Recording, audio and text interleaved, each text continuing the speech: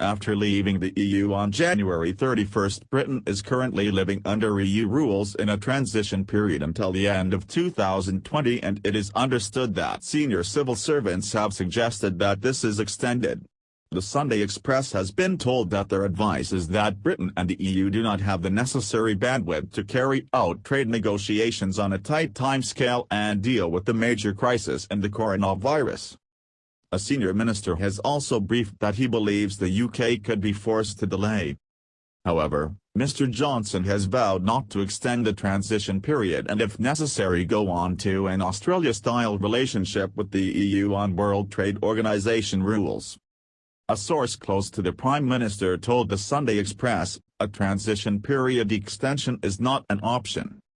The tough line comes after a draft trade deal drawn up by the EU confirmed that Brussels intends to push for Britain to share its fishing waters and accept EU rules on standards enforced by the European Court of Justice. Mr. Johnson has made it clear that the only deal that can be done is one similar to those enjoyed by Canada, Japan and South Korea with the EU where there is tariff-free access, but the two parties are responsible for their own regulatory frameworks. Unless the EU compromises, it is likely that transition will end on December 31 without a trade deal, while the UK is hopeful of deals with the US, Australia and New Zealand instead. At a recent Bruges Group conference of Brexiteers, Marc Francois, the new chairman of the European Research Group, ERG, of Eurosceptic Tory MPs, said he has the numbers to block any compromise with the EU that would undermine Brexit. He told the meeting that the ERG would not be disbanded because we have an important role in monitoring the trade negotiations. He added, a considerable number of the 2019 intake are Eurosceptic-minded, and you might like to know that we have been recruiting very healthily among the new crop of Conservative MPs, who are absolutely determined to keep their promises to the British electorate. Brexit, Michel Barnier warns of UK-EU trade talk divergences. A transition period extension is not an option. Brexit delay. In a warning to Mr. Johnson not to try to repeat the compromises of his predecessor, Theresa May, Mr. Francois went on, in the event of a Chequers-style aberration emerging from the negotiations, we do therefore have the numbers to intervene decisively should we have to. Meanwhile, leading economists have warned that extending the transition period would be disastrous. Roger Boudel, chairman of Capital Economics, said, the Prime Minister has many times said that it wouldn't be, and it would give all the wrong signals if he went back on that, frankly. But also, we just need to get on with this. We've been faffing around with regard to Brexit for heaven knows how long.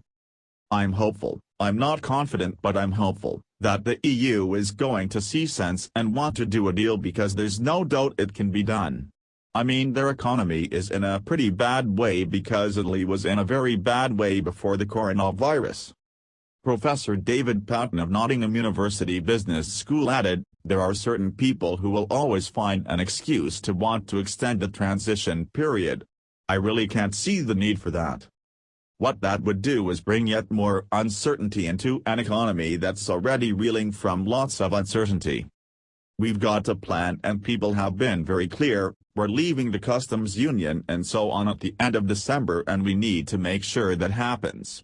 I can't really see any reason for the current crisis to really hold up trade negotiations.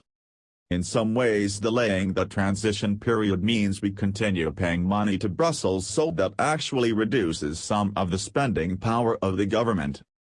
Mujtaba Rahman, managing director for Europe at the Eurasia Group, expects Britain will face the choice of signing up to a zero-tariffs deal or going it alone and trading with the EU on World Trade Organization (WTO) terms.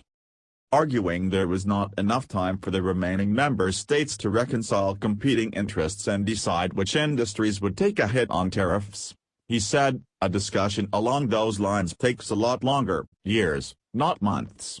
It would take a very long time to agree internally among the 27. I think the outcome is quite binary, either zero tariffs, zero quota or WTO. I don't think there is anything in the middle.